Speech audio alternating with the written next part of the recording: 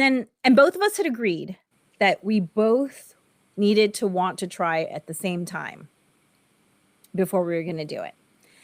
And what happened was one of my best friends came out to visit with her 2-year-old and 4-year-old. And they stayed at our house. And even though I'd had lots of friends who'd had kids, I hadn't experienced children in this sort of 24-hour way before. Yeah. Close proximity. Right. Nowhere else. Exactly. Close proximity, and also parents who were kind of parenting in a style that I could see myself parenting. Yes. Right. Totally. That makes a huge difference. It helps if you have that example. Yes. And we had so much fun. Oh my gosh. And I remember the 2-year-old, it was so funny. We went out to breakfast one day and he was sitting right next to me. He was 2 years old. He shoot cheeks, and like my breakfast potatoes seem to be diminishing much faster than I am eating them myself. And like every time I looked away, he was stabbing one of my breakfast potatoes and eating it. And I was just like, adorable. Hoodie Larceny could be so cute. And that was hysterical. And oh my gosh, that's so cute. Yeah. No, isn't it funny? You're like, oh, that's so adorable. Yeah. And so when they left, I said to my husband, I'm ready. And he was like, I'm ready too. Let's do this. Today, Natasha and I tell you our baby making stories. Can't believe this is the first time we're doing it. And we also chat about what's going on in our world in terms of feeling slightly off kilter because we have not been able to maintain our schedules. Uncertainty can lead to stress and anxiety, and we know that firsthand. We talk about all that on the next Harness the Power of Planning podcast, starting now. Hey, everyone. Good morning or afternoon if you're on the East Coast. I'm Natasha. I'm Alegre. And together we are Beyond Your Wildest Dreams. Or BYWD, as we like to shorten things up and keep things succinct. And we are here. Our mission is to help you prioritize yourself, save time, and help you achieve your goals. That's our stated mission, and we're here every Thursday morning at 9:30 a.m. Pacific and 12:30 Eastern, just to chat with you every week, check in, see how things are going. Feel free to always comment. We always read the comments, respond to you. We want to hear what's going on in your world as well. And we talk all things parenting, planning. Mostly those are the two topics we talk about. But we do cover other stuff too. We just basically talk about what's going on in our life. And we also talk about ways that you can learn to help prioritize yourself, because we're on that prioritizing journey ourselves, and saving time and achieving our goals. Yeah, because we know how easy it is when you're a working mom to take care of everyone else and maybe not leave enough time for yourself. And then you're feeling run down and it becomes kind of this vicious cycle. And every week we chit chat a little bit about what's going on in our life. And then we have a topic. Today's topic is kind of a fun, light topic. Something we've never talked about before, which is our baby making stories. Yeah, not the birth story, totally different. The making. Oh, we're going to have to add that because my birth story was dramatic. I feel like almost everybody I know has some dramatic, if not sometimes traumatic birth story. Yes. Although, there's a handful of people just like easy breezy. Well, I feel like traumatic is assumed within the dramatic. Yeah. I mean, absolutely. And everything turned out fine, right? But it definitely didn't feel great while it was happening. Mm-hmm. So, and then for those of you who haven't joined us before, Natasha and I do have these wonderful quick read books. This one was a bestseller on Amazon right next to, what's his name? John. Oh my gosh, I can't believe I'm blanking on his name. Oh, that productivity guy, right? Yeah, the leadership expert. That's right, not productivity. John, it'll come to me. And Kareem Abdul-Jabbar. It was amazing to see our book. That's right. Kareem Abdul-Jabbar and John Blank, like the 10 Laws of Leadership. Okay, anyway, I could Google it. And each of these books is designed to be read in less than an hour. And they're actually workbooks because Natasha and I, with our decades of experience as educators, know that you learn best when you actually apply the information and not just theoretically, think about it. So, Natasha and I were planning on chit-chatting about the countdown to the new school year because we are 3 weeks away for us before We're in our that kiddos. countdown. We're solidly in the countdown. Yep. Yeah. Well, really, not even 3 weeks, right? 2 weeks and 2 And days change. away. Yeah, it's less than 3 weeks. Exactly. When you said that, I was like, wow, we have 3 weeks, really? But no, yeah, it's less than that for sure. 2 weeks and 2 days, and actually even less than that because the week before school, they have all the registration and orientation and tours. So it's not like you can really, go on a trip or even spend the day at the zoo or the beach or something. It's really got to be prepared to go to school to do the tours and the registrations. But when we were backstage before we hit go on this live, we started talking about how 2024, there's just been a lot of commotion, either travel or big birthdays or, camping trips, which I guess you could file under travel. And I feel like I haven't had any sort of continuity for more than 2 weeks. And Natasha, apparently, you're feeling similarly. Yeah, very similar. Because there's been a lot of things that have disrupted, and even I was away for traveling for 3 weeks, and for 2 of those 3 weeks, I kind of found like a mini morning routine / ritual. But then the last half of that, the last week of that travel was, we moved again. We went to friend's house, and it just got thrown off. And I feel like I've been home for back in LA for 2 weeks, and I'm just feel like I'm just behind the 8 ball. Just really things that have been really part of a routine easily have been thrown off, because there's just a lot of the good thing about the school year is that it's structured, right? At least, Yeah. And so the thing about summer sometimes is woohoo, yay. But then also, which is great for your kids if that's what they get to mess around, but for the rest of us who have to still kind of keep that forward momentum going, not having that routine or that ritual in place feels off. Anybody else? Raise your hand. Anybody else feel like summer's great, but man, you're out of your depths or out of your element, or you just feel like you're playing catch up? Yeah, feel free to comment below, or if you're watching the recording, comment. I definitely feel a little out of sorts when I don't get to lock into, especially my morning ritual. When I don't get to lock into my morning ritual, my whole day just feels a little bit out of sorts. And a little bit too with the evening ritual, although not as dramatic. And I think it's because your morning ritual sets the tone for your whole day. And if you're playing catch up right from the get-go, you kind of never lose that feeling. 100%. And so today I was feeling really conscientious about, I'm going to do my whole morning ritual. And usually when I'm in a good flow, I don't even have to think about it. It's a habit. It automatically clicks in. That's the thing, y'all, about morning ritual and getting it established, right? Is that it is a habit. You're not using brain power, but to make it happen. But yes, so today you had to be like, I'm doing the whole thing, right? Yes, I'm doing the whole thing. Yeah. And I do feel better because there's something very calming about it. And a lot of my morning ritual is skincare, but people don't understand that skincare, the touching your body, it actually releases the same chemicals as if someone was touching you. So if you're being hugged or caressed or massaged, you know how you feel good? You're doing that same thing just by doing the simple act of pressing, oral oils and serums into your body. And I do feel calmer afterwards. So, hey, here's where a little bit of vanity can actually help your well-being. Yeah, for sure. That's great to know that the research says that it's the same, right? Because we talk, there's so much research about people who don't experience touch for so long or haven't, and then so being able to provide that for yourself, self-care, self-love is, yes, it's not the same as getting a hug from a friend, but it's pretty darn close. And that's pretty awesome. That's amazing. Yeah. I didn't even do my skincare today. I didn't even do it today. Because it's the summer and we kind of my husband's on this kick. He wanted to watch these 2 different, they went to the Science Museum Space Center last week. And so he's like, we got to watch The Right Stuff. We got to watch 2001. We got all jazzed up about these space movies. And then I'm like, wait a second, we got to watch Apollo 13. We got, I'm Space Camp. Lost in Space is so good. The Martian. So last night was 2001.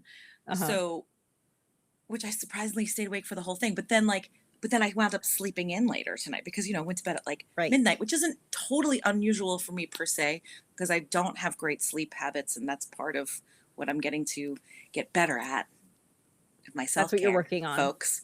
One of the things. Yeah.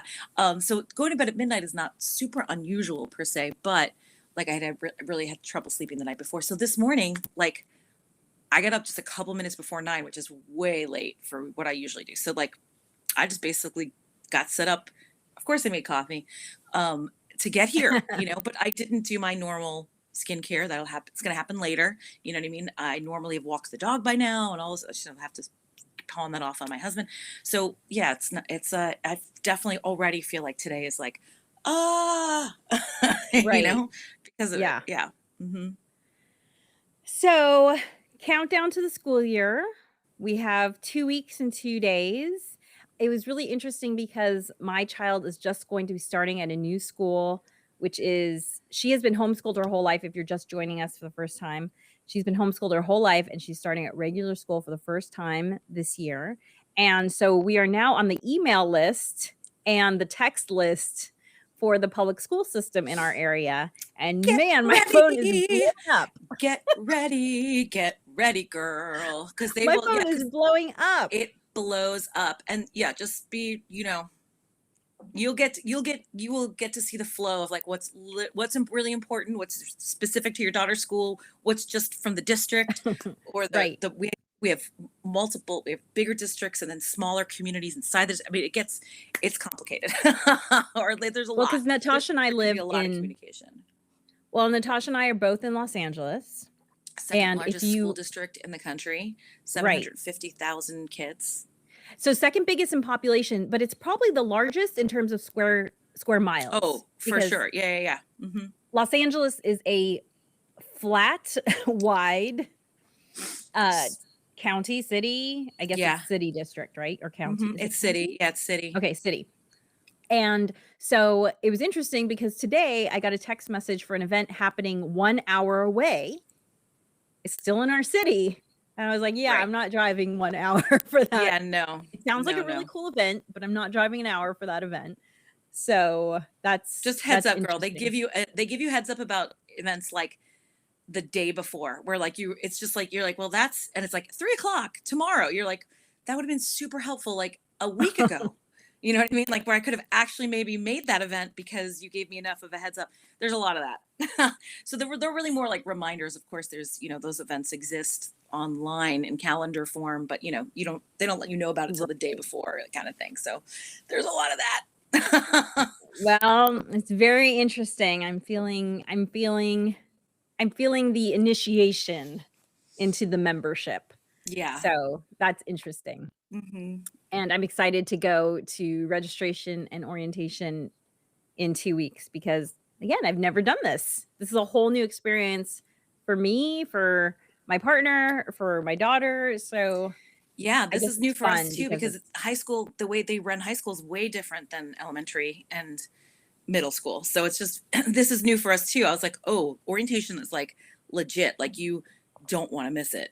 Like it's not just kind of like, oh, this is your school, yay, which is what it is like in elementary school. It's just kind of like, yay, we're so happy you're here, join the PTA. In high school, and they're just like lockers, blah blah blah, time, schedules. Yeah, you have like, whoa, it's wildly different. So it's new for us too. Yeah, and it was interesting because it's like Monday seniors, Tuesday juniors, Wednesday sophomores, Thursday freshmen, Friday magnet school. So yeah, I was like, maybe you could just send me what's relative. No, that would probably be too much. But no, like, they could relevant to me. yeah, no, they would. Yeah, I would. They'll miss it. You'll miss the information. They'll just, somebody won't make it on the list or whatever. That's They just send it to everybody. By the way, like, you sift through it. Kind of related topic, and definitely in our lane in terms of planning. My child recently went to out-of-state camp and she had to fly there. And there was a COVID outbreak, perhaps not surprisingly, because people were flying in from all over. And there was no emergency plan for this eventuality. At the camp, there was an outbreak? Yes, at the camp, there Mhm. was an outbreak. Okay, gotcha. And there was no plan for this eventuality. Or if there had been a plan written, it hadn't been looked at in so long that people were like, "Oh, what do we do?" sort of thing. And I don't know exactly if that was the reaction, but based on the communication we received, it seems like they were on their back foot. And I just want to put it out there. Hey, you got to have contingency plans if you are hosting, especially if you're hosting minors who have traveled a great distance. Like you need Yeah, a fire I'm plan, surprised. you need an earthquake plan, you need a tornado, whatever natural disasters might happen where you are. You need a flood plan Sure. and you need a disease plan. So Especially I in don't this know if any other post-COVID world, you would think that that would be, that would definitely be something that would be just in place, right? I think, absolutely. yeah. Mhm. And especially in the wake of this whole CrowdStrike thing that happened, where Mhm. so if you don't know the term CrowdStrike, what happened, I guess it was about a week ago now, where a software patch went out and it ended up taking down a whole bunch of airline industries and other companies. But Yeah, Delta has still not been online, or they're struggling to get back online. And apparently, at one point, they completely suspended flights they for did. unaccompanied minors. Mhm. And guess which airline my child, a minor, flew on? Yeah. And so I'm so grateful that she didn't have to deal with that. But hey, Delta, you need a better unaccompanied minor plan. You can't just not Leave take people care of. hanging. Yeah, Yeah, exactly. that's not cool. So I'm definitely going to be getting, I already, in the survey, I already reached out to the camp and said, my child will not be attending this camp next year until I can read what your contingency plans are for any possible emergency. And hey, if you need help with that, I'm happy to help you plan that out. You're like, "I am a planning maven. I am a It's planning what I maven do." and I do enjoy emergency preparedness planning. I don't think we've ever talked about it on this channel, but We I have haven't, but actually. that we'll put that in as a subject coming up. Yeah, we should put that. I'll put that as a subject in our spreadsheet. That is something I've actually taught volunteer. I've volunteered to teach classes on emergency preparedness for groups in our area because it's better if more people are prepared. Being prepared 100%. yourself is great, but Right. everyone being prepared is helpful. And so, yes, that was an interesting experience. I was like, how long has this camp been around? So anyway, that was a recent experience. So our topic for today, our fun, light topic for today is our baby making stories. Oh my gosh, who Yeah. wants to start? Um, I wanna see what you mean by baby making and how detailed you're gonna get when you she texted me this morning, she's like, "Hey, I was thinking baby making," and I was like, "LOL." She's like, "Wait, does that mean you're cool with talking about it?" So I was like, "Yeah, for sure. I am cool with Oh, talking I about it." I mean detail. No, I'm just kidding. Uh no, I just mean like the generalities. Mhm. Okay, so you probably all won't be surprised to know that my baby making journey was very structured. I actually so my husband and I were together for a long time before we felt mentally, emotionally prepared to have a child.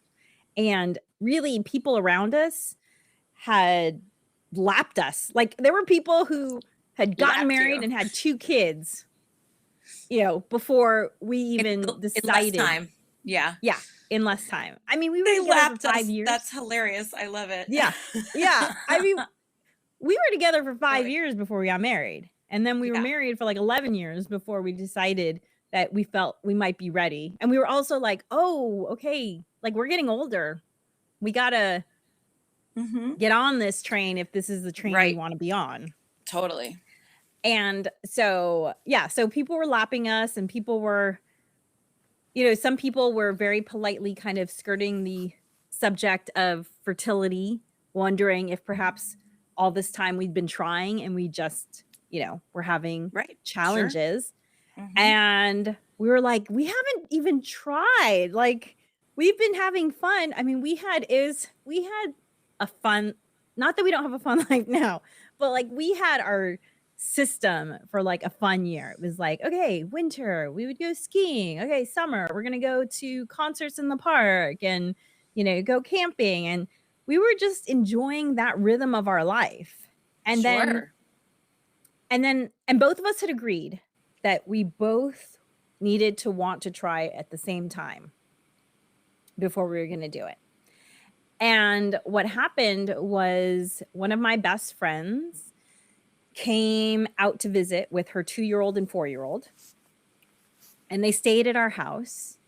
And even though I'd had lots of friends who'd had kids, I hadn't experienced children in this sort of 24-hour way Yeah. before. Yeah. Close proximity. Right. Nowhere else. Exactly. Mm-hmm. Close proximity, and also parents who were kind of parenting in a style that I could see myself parenting. Yes. Right. Totally. That makes a huge difference. It helps Yeah, you have that example. Mm-hmm. yes, and we had so much fun. Oh my gosh. And I remember the 2-year-old, it was so funny. We went out to breakfast one day and he was sitting right next to me. He was 2 years old. He shoot cheeks, and like my breakfast potatoes seem to be diminishing much faster than I am eating them myself. And like every time I looked away, he was stabbing one of my breakfast potatoes and eating it. And I was just like, adorable. Larceny could be so cute. And that was hysterical. And oh my gosh, that's so cute. Yeah. No, right? Isn't it funny? You're like, oh, that's so adorable. yeah. And so when they left, I said to my husband, I'm ready. And he was like, I'm ready too. Let's do this. And so that was July. Awesome. That was July. Now, I just want to say one thing. Although we hadn't decided, we had been talking about the possibility of getting pregnant. And so me, in my planning way, I had been abstaining from all seafood for 3 years because I freaking love tuna. I'd eaten so much tuna in the first 32 years of my life that I was like, like who knows what the mercury buildup or whatever. So from 32 to 35, I completely abstained from seafood. And I also did some cleanses because I was like, I want to make sure there's no mercury in my system before I get pregnant. And I did get tested. I didn't get tested before I started doing all this stuff, but I did get tested before we started trying to get pregnant. And I had no mercury in my blood. So yay! Yay! Yeah. So if there was any in there, you got it out. Exactly. If there was any in there, I got it out. So at this point I had been abstaining from seafood. I had done a few cleanses, and now I was feeling like excited about the idea of getting pregnant. So it's July. And I said to him, but I'd like to do one big trip before we get pregnant. Like one last, let's go out of the country. And there were some places that I'd always wanted to go. And so we were like, okay, let's do it. So we planned a trip for September, October time. So 3 months away. And I said to him, and I was like, and then as soon as the trip is over, we can start trying. Right. And he was like, what about on the trip? And I thought, well, I mean, what's the difference? Right. Like, yeah, I'm only going to be fertile for like this teeny tiny window anyway. And if I get pregnant on the trip, who cares? Right. And It was so funny because at the time I owned a store. And so my regulars knew that I was going to be going out of town for an extended period of time because I said, hey, I'm going to be out of town, blah, blah, blah, blah, blah. And I remember one woman was like, oh my God, you're going to start getting pregnant. Like, so what are you doing to get pregnant? Are you like checking your ovulation? Are you this? Like, she was very into sort of the technicalities of getting pregnant. And I was like, I mean, I've done this cleanse. I've abstained from seafood. But other than that, I'm just going to, like, if it happens, it happens.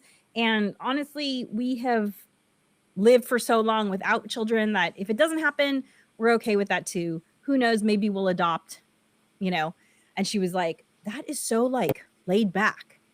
And she's like, I'm not like that at all. And I was like, okay, well, I mean, we haven't even started trying yet. So I don't really know how I feel about this whole thing. Right. So. Yeah. Right. So anyway, we go on the trip And we go on the trip and we are in this little town, like tiny little village, no cars in this town, one little street. We're in Italy. And it's one of those, I mean, literally probably had a population of maybe 100 people, maybe 200 people, tiny little town. And all of the grandmothers, you could see them every day sitting on the benches, just like gossiping to each other, talking all day long. And so one night I go to sleep, and in my dream, I'm walking down that little street in that town, and one of the Italian grandmothers grabs my hand, looks me in the eye, and says, "You're pregnant." And then I woke up. What?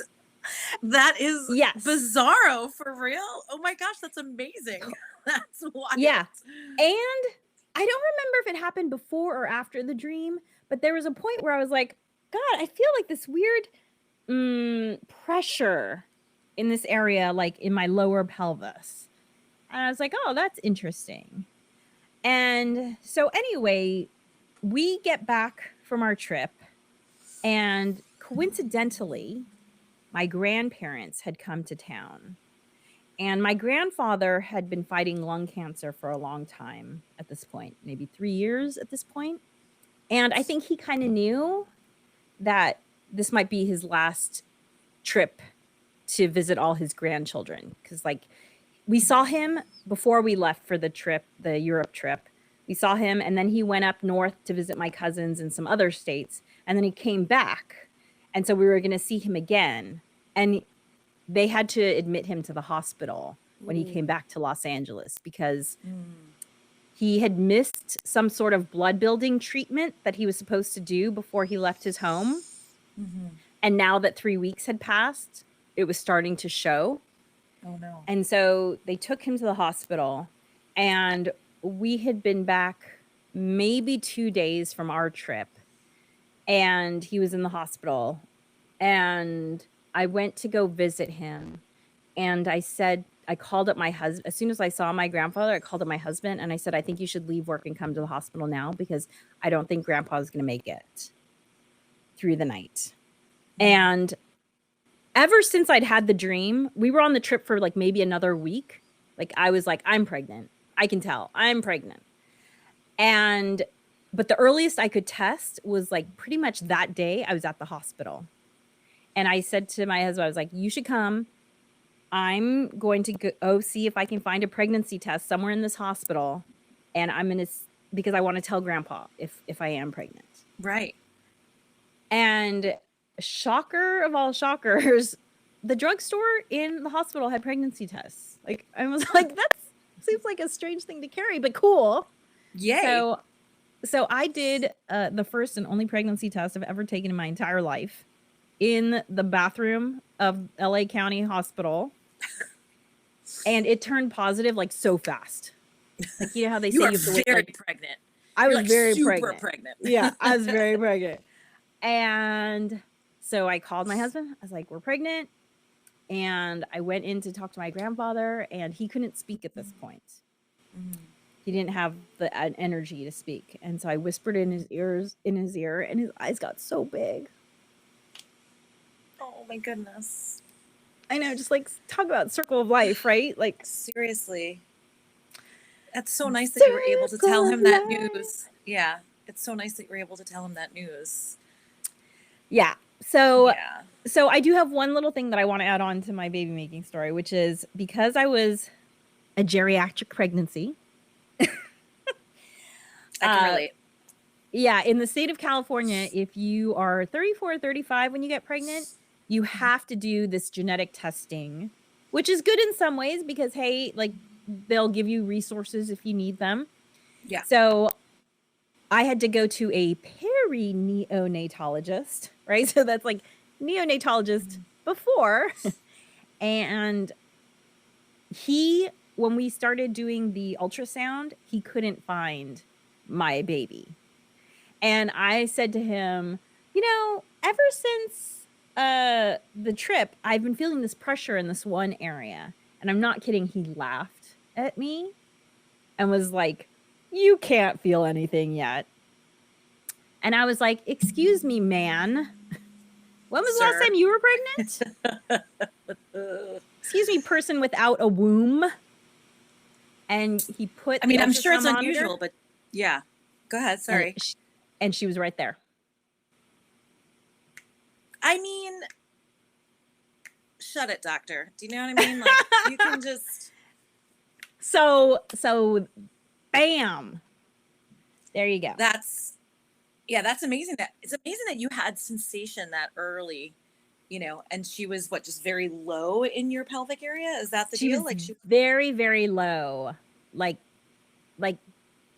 I mean, not in my abdomen at all. Like right. the very bottom of my pelvic area. Wow. Yeah. Wow. Just like he couldn't find her. And I was like, well, worst case scenario, I'm feeling this pressure right here. Why don't you try there?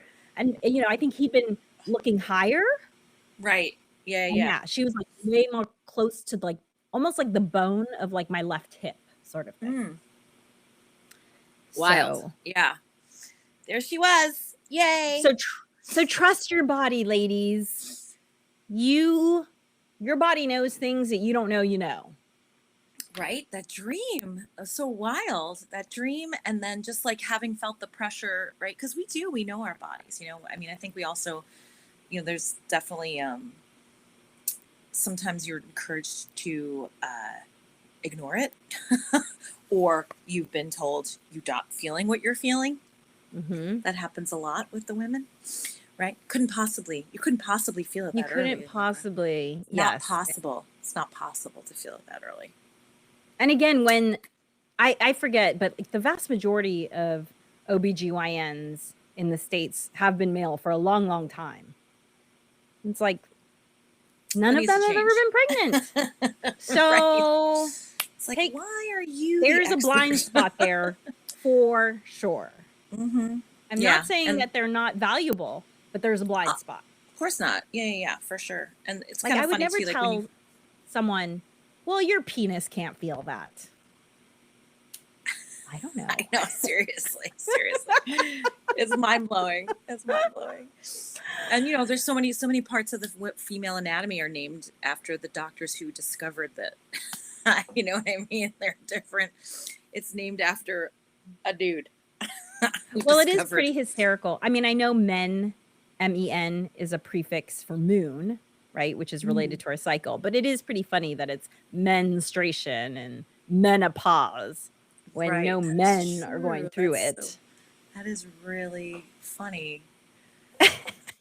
That's bizarre. I mean, my story is very opposite of yours in so many ways. So many ways.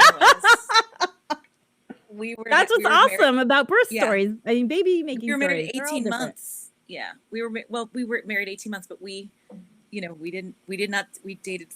married exactly 2 years into our dating, and we were married for 18 months when I got pregnant with my son, which was not planned, not discussed. I mean, here's the thing. Yeah. It wasn't like we were, you know, choosing at that point to be child free or anything. In fact, a few months before, I personally had never felt like a biological clock. I never also felt like, oh my gosh, I want to be a mom no matter what. Like I was just kind of like, we'll see kind of thing, you know?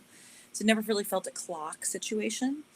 Right. At most I was kind of like, so also mid-30s, right? And all of a sudden I was like, there's a clock in the room. Like I know there's a where it's here, but it wasn't like ticking, you know, it wasn't like on the mantelpiece, like ticking, you know. I'm just kind of like, there's a clock. You were aware of the clock. Yeah, suddenly, but only like the last few years, like leading up to, I was all of a sudden like, oh, there's a clock here somewhere, you know, but it wasn't like, and then one day I did start to, I don't know if I started to panic in that I was like, well, here's the thing. It's like, it's not that we have to have kids. We don't have to have kids. I just want to know, are we having kids? Because if we are, that's cool. But like, and if we're not, that's cool too. But if we are, then we probably, so all of a sudden that clock got louder, right? So I was aware of its presence, but I was also not completely dead set on like, I absolutely want to be a parent. Like we should be parents, you know? I was not, I was like, but if we do want to be parents, we should decide very shortly. And I was kind of like in this spot of like, so are we or aren't we? And my husband was like, let's just pump the brakes here for a second, because it was a very frantic kind of energy of like, we gotta make this decision. We gotta make it right now. You know what I mean? Like, and he was like, of course, because the men don't have the clock. So he was like, let's just pump the brakes for a second and like wait till maybe you're not feeling so frantic, and then we can like really kind of discuss it instead of it being like this kind of frenzied feeling.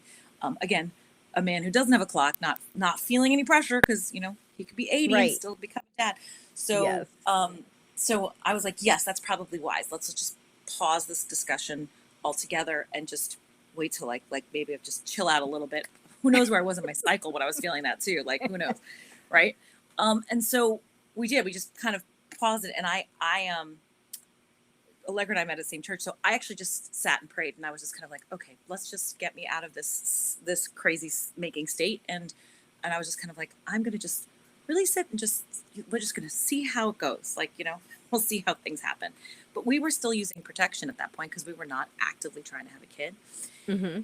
And then that protection failed, but I was convinced at that point that like I had just my period had just finished, so I was like, oh, I'm like at least a week or so away from ovulating. Like I'm nowhere near ovulating and stuff. Well, I was wrong. So at that time, I didn't really track my period like I do now with an app and stuff like that, right? Because perimenopause, it's like, when is it coming? Is it coming? I don't know. Is it supposed to be here? Is it late? Blah, blah, blah. So at that time, my cycle had always been I was never a 28-day kind of person. And at that point, I'd taken myself off of birth control for years just because these side effects were not agreeing with me. So we used physical contraceptive, which failed. So which is rare, because I've never had a it. condom fail. Just want to throw that out there. Yeah, right. And up until then, I think, and only took one pregnancy test in my entire life, so never a concern. Yeah, like right. I think that had only happened to me one other time where there was a fail. But I was so convinced that like I was like, oh, it just ended. Like we're totally, it's not, no need to like, we're not, And then my period was like a little late, and I was like, well, that's normal. It's never exactly on time. And then I was like, no, it's kind of really late now. So took that pregnancy test, and yeah, it was positive. And surprise! Prize. And my husband was wicked on board. He was like, what? Yeah. And I was like, oh my God. I was like, do we really want to do this? I mean, we didn't really discuss it. We didn't like make a decision. We didn't like actually decide. Like, he's like, you were just asking me about this. Let's decide. True, but we didn't, we decided to table. Right. You didn't decide. Yes. You right. decided to table. But then after that first initial panic on my end, I was like, well, you did pray and you did say, I'm going to release it and let it go. And then if it, happens, it happens. I'm like, and so it's happening. So there you go. Bada bing, bada